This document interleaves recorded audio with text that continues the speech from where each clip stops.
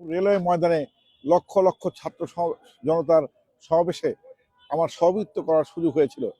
সেই সমাবেশে প্রধান অতিথি উপস্থিত ছিলেন বিএনপির চেয়ারপারসন সাতদলীয় জোট নেত্রী দেশনেত্রী বেগম খালেদা জিয়া। সেটা রমজান মাস ছিল। তা আমি যখন বক্তৃতা দিচ্ছিলাম সভাপতি, আজান দিবে দিবে এরকম অবস্থা। তা ম্যাডাম আমার পিঠে হাত দিয়ে বলেন যে মাসুদ তাড়াতাড়ি বক্তব্য শেষ করো, রোজা খুলতে হবে।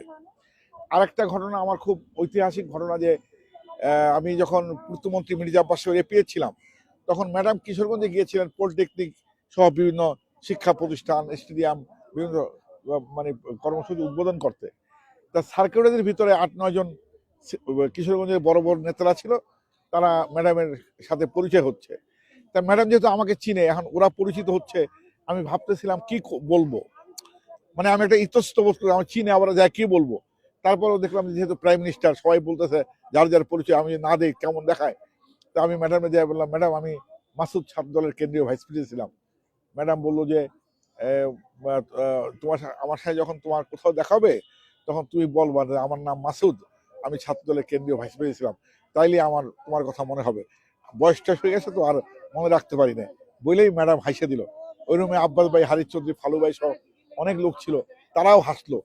এই স্মৃতি আসলে ভোলার নাই।